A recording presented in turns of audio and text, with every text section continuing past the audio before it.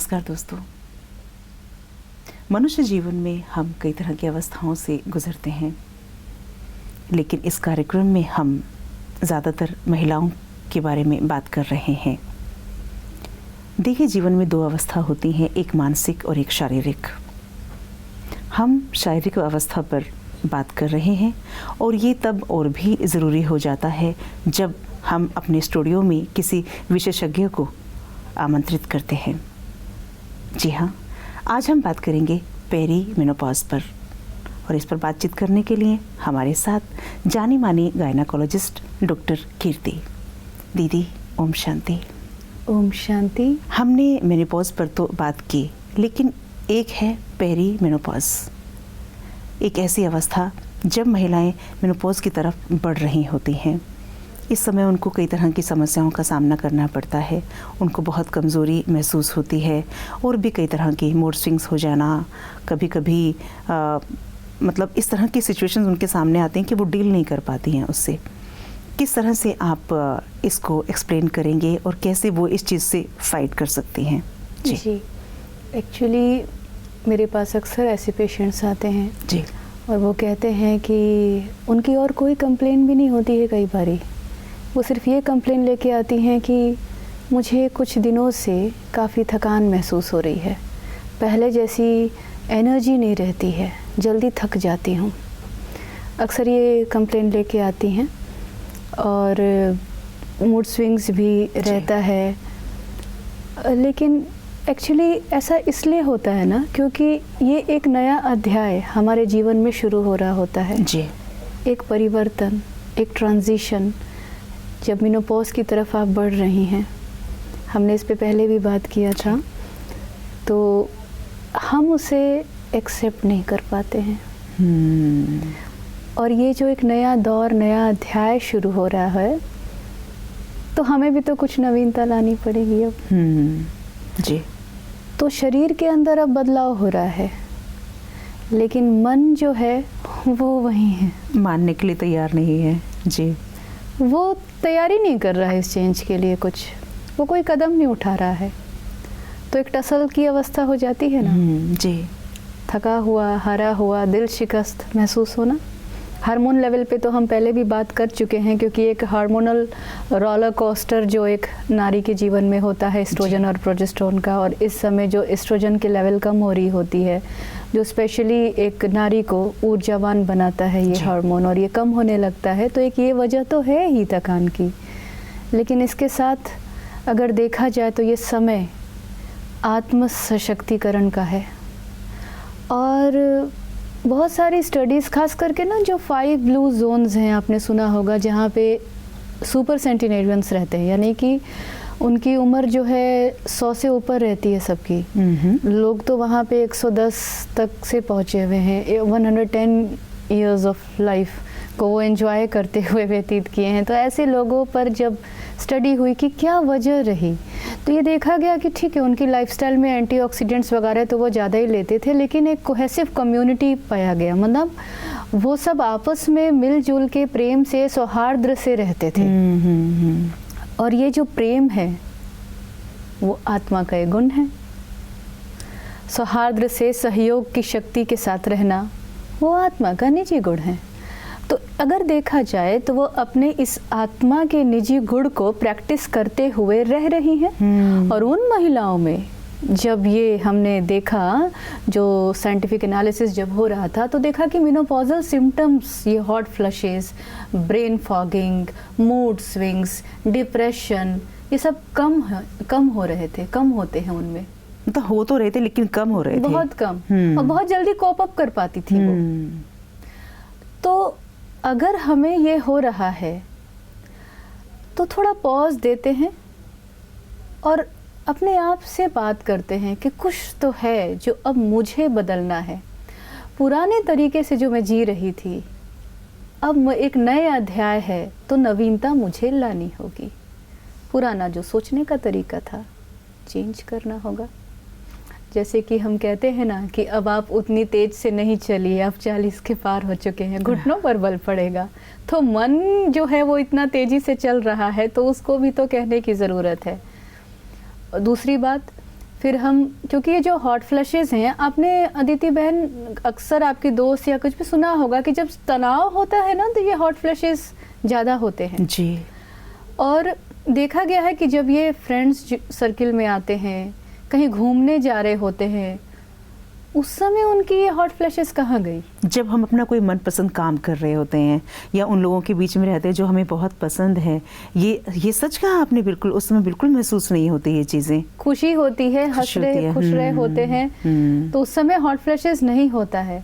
और अगर दूसरी तरफ से इसको देखें, अगर फ्लिप साइड में देखें तो यदि जब स्ट्रेस है, तनाव है, उस समय अचानक से गर्म चमक जिसे हम कहते हैं, गर्मी लगने लगेगा, चेहरा लगेगा जैसे बिल्कुल रेड हो गया है, और बाकी तो पाल्पिटेशंस होने लगते हैं।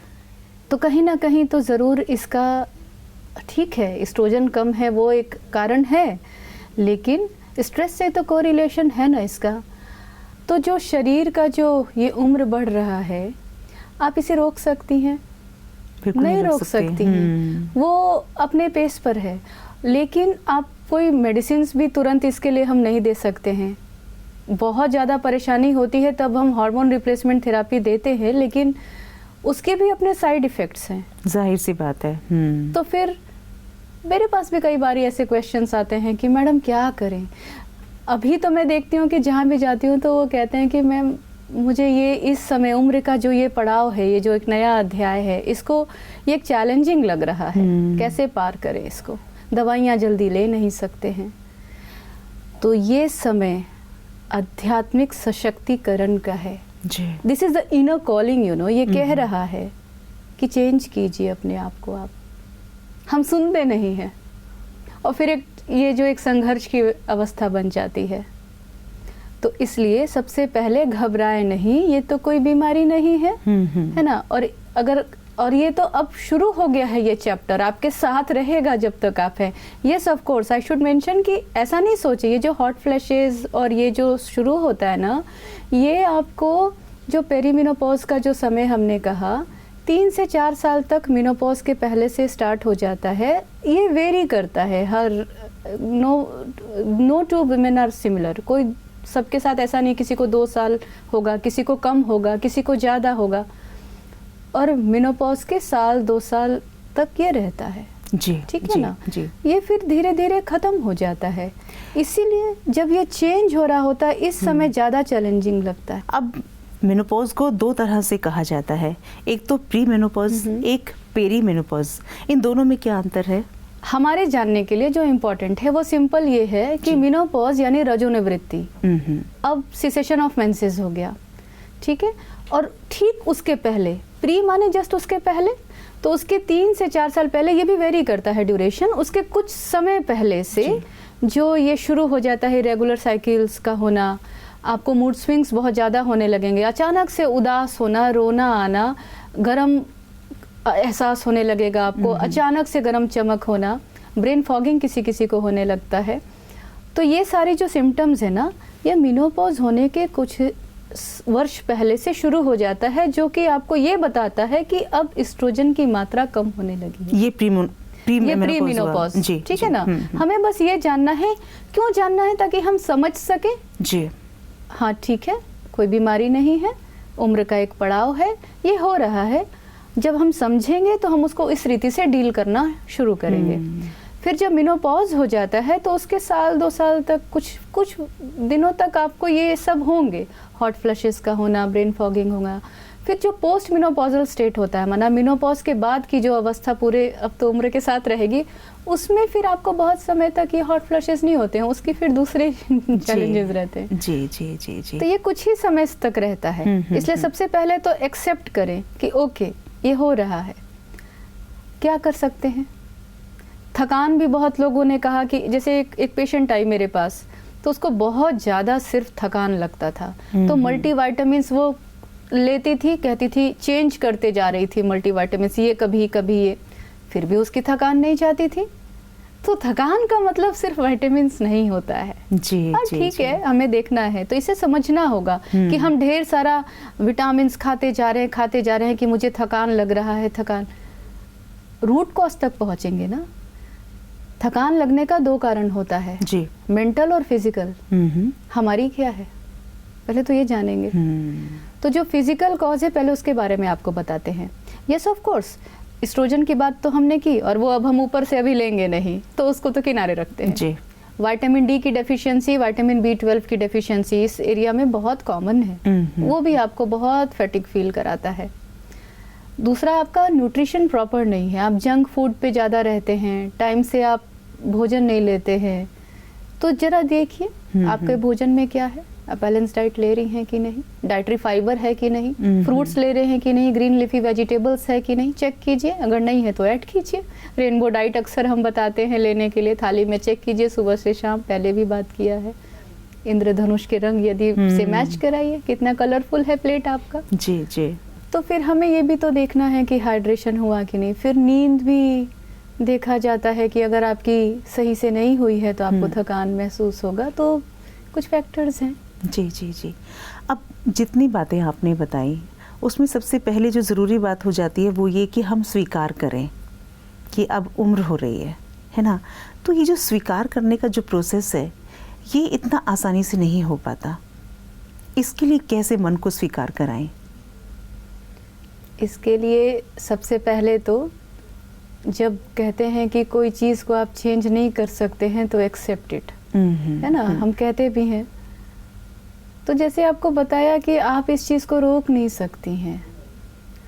दूसरा बात आप ये देखिए कि जब मैं इसे नहीं रोक सकती हूँ तो मेरे पास ऑप्शन क्या है ना। तो मुझे इसको खुशी खुशी से एक्सेप्ट करना है, क्योंकि देखिए जब हम बचपन से भी किशोरावस्था आती है वहाँ भी हम एक्सेप्ट नहीं कर पाते हैं जी। हम किसी भी बदलाव को एक्सेप्ट करने के लिए ये बहुत इम्पोर्टेंट है कि परिवर्तन ही संसार का नियम है जी। Change is the only constant. और आप देखिए यदि कोई चीज़ चेंज नहीं होगी तो ये सृष्टि कैसी होगी। तो ये भी चेंज बहुत आवश्यक है, और ये चेंज हमें कुछ सिखाने के लिए आया है, कुछ अनुभव कराने के लिए आया है, एम्पावर करने के लिए आया है। इन बातों से है ना, आप खुद को जब समझेंगे, ये सब शुद्ध श्रेष्ठ संकल्प आप खुद को देंगे जी जी जी कि ये समय, ये बदलाव मेरे सशक्तिकरण के लिए आया है, आप करके देखें जी तो जी। आप कर पाएंगी। क्योंकि सब कुछ मन के संकल्प से ही है। कहते हैं ना कि मन के हारे हार है, मन के जीते जीत। जी जी। तो संकल्प करें कि ये समय मुझे सिखाने के लिए आया है, सशक्तिकरण के लिए आया है। कई बहुत सारे ऐसे फिलोसोफर्स हैं, वो कहते हैं कि 40 के बाद असली ज़िंदगी शुरू होती है। बहुतों के अनुभव भी हैं ऐसे। कहते हैं 40 के पहले तो मैंने सिर्फ अनुभव लिया है, 40 के बाद हमारी ज़िंदगी शुरू हुई है। सही बात है ये, बिल्कुल। क्योंकि तब तो हम, ये होता है ना, साइड बाय साइड बहुत कुछ चल रहा होता है और उसके साथ हम कोप अप करते चले जाते हैं, तो हमें पता नहीं चलता। अब जो भी ठहराव आया है उस ठहराव के साथ साथ ये बदलाव भी आया है ना। तो दोनों चीज़ों के बीच में सामंजस्य बैठाना, इसमें बड़ी बुद्धिमत्ता की ज़रूरत है। और जिस तरह से आपने बताया कि स्वीकार करना भी बहुत ज़रूरी है। अब जो ये सिचुएशन हमारे सामने आ गई है, तो हम सभी महिलाएं परिवार में रहती हैं, तो परिवार के जो सदस्य हैं वो इस टाइम में किस तरह से सहयोग कर सकते हैं? कहा जाता है कि बेस्ट हस्बैंड या बेस्ट कोलीग जी, बेस्ट फ्रेंड वही होता है जो ये समझे कि महिलाओं में हार्मोनल चेंजेस होते हैं जी, और इस समय जो सहयोग दे वही सच्चा साथी है। वो समझे कि हाँ, ये एक दौर से गुजर रही हैं, अचानक से इन्हें अगर ये उदास हैं तो थोड़ा स्पेस दे। क्या होता है ना, कई बारी लोग पीछे पड़ जाते हैं, क्यों चिड़चिड़ा रहे हो, उसको थोड़ा सा स्पेस दीजिए, थोड़ी देर इनर वर्क करने दीजिए। हाँ, आप उन्हें खुशी दे सकते हैं तो फिर ठीक है, आप साथ दीजिए। लेकिन कई बार परिवार के लोग ही और क्वेश्चनिंग शुरू हो जाता है कि जी, मैं वहाँ रोकूंगी आपको।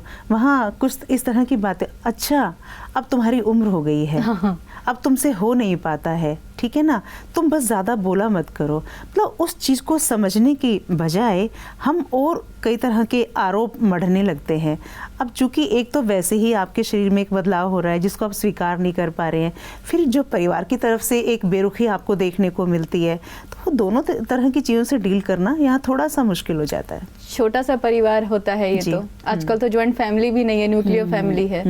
आप देखेंगे हमारी जो ये ब्रह्मा कुमारीज की संस्था है, इसमें अक्सर जितना ज़्यादा सीनियर होने लगते हैं दीदियाँ, उनकी परिवार और बढ़ने लगती है और उस बेहद के परिवार को वो संभाल रही होती है। तो क्या उनका शरीर इन चीज़ों से नहीं गुजर रहा होता है? डेफिनेटली, बिल्कुल गुजर रहा होता है ना।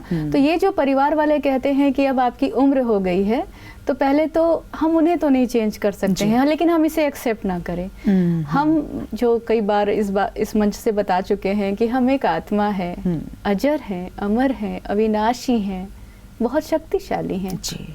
तो पावर ऑफ द सेल्फ होता है। जब हम आत्मिक पावर से जीवन की किसी भी चीज़ को डील करते हैं ना, तो वो बियॉन्ड लिमिटेशंस होता है। देखिए, इसको समझते हैं ऐसे, ये शरीर है, ठीक है, और शरीर के जो सिस्टम्स इसमें फीडेड हैं, जैसे कि सॉफ्टवेयर कोई भी लोडेड होता है किसी मशीन में, वो है और वो अपनी रीति से कार्य कर रहा है। इस उम्र के बाद आपके शरीर में ये चेंज होगा, वो चल रहा है। लेकिन इसको जो चलाने वाली चैतन्य शक्ति है वो आत्मा है। और ये बिल्कुल सत्य है, बहुतों का अनुभव है ये, कि जब हम आत्मिक शक्ति से इस शरीर को चलाते हैं तो वो बियॉन्ड बाउंड्रीज, बियॉन्ड लिमिटेशंस होगा। तो ये समय है कि हम पावर ऑफ द सेल्फ उसको पहचाने, इस आत्मिक शक्ति को हम पहचाने। ये बहुत ज़रूरी है। और चाहे वो लोग जो 40 के बाद बहुत कुछ अचीव किए हैं, वो जाने या ना जाने, लेकिन वो आत्मिक शक्ति, जो मन की शक्ति, पावर ऑफ थॉट्स जो जिसे हम कहते हैं, संकल्प की शक्ति, उसे यूज़ करके वो बहुत कुछ अचीव किए हैं। 40 के बाद, 50s के बाद, 60s के बाद, इवन 100 तक गए हैं। तो हम आपसे यही कहना, आपने कहा ना कि कैसे ले, तो पहले तो जो आसपास के लोग बोल रहे हैं वो सत्य नहीं है। सत्य यही है कि मैं आत्मा हूँ, इस शरीर को चलाने वाली शक्ति हूँ। ठीक है, शरीर का ये समय है, लेकिन आत्मा की जो एक शक्ति है वो मन है, मन जो संकल्प करता है जी। और दुखी होते हैं हम संकल्प से, सुखी होते हैं हम संकल्प से। संकल्प को चेंज कीजिए। रोना आता है, ये बात बिल्कुल सही है, क्योंकि वो बॉडी कह रहा है, बॉडी में जो एस्ट्रोजन था, ठीक है, जो आपको खुशी दे रहा था, आपको सुपर वुमेन बनाया हुआ था, वो कम हो रहा है। तो जो आपकी जो बॉडी है ना, उसको आत्मिक शक्ति से चलाइए। बिल्कुल सही कहा दीदी आपने। जब हम आत्मिक शक्ति को जागृत कर लेते हैं, तब हमें लगता है कि ये शरीर कुछ भी नहीं है, और शरीर के साथ या इसमें जो बदलाव हो रहे हैं उनके साथ हम डील करना आ जाता है, हम सीख जाते हैं। इतनी सुंदर जानकारी के लिए दीदी आपका बहुत बहुत धन्यवाद। ओम शांति। ओम शांति, शुक्रिया। तो दोस्तों, आज हमने बात की प्री और पेरीमेनोपॉज पर, किस अवस्था में हमें किस तरह से इसके साथ डील करना है, और जब हम शरीर से अलग अपने आप को आत्मा समझेंगे तो हम शरीर को आसानी से समझ पाएंगे, और इसमें जो बदलाव हो रहे हैं उनके साथ भी हम कोप अप कर पाएंगे। लेकिन ये विषय यही ख़त्म नहीं हो जाता। हम और क्या समाधान आपको दे सकते हैं और इस अवस्था से आप कैसे डील कर सकते हैं, हम बात करेंगे अपने नेक्स्ट एपिसोड में। तब तक के लिए दीजिए इजाज़त। नमस्कार। ओम शांति।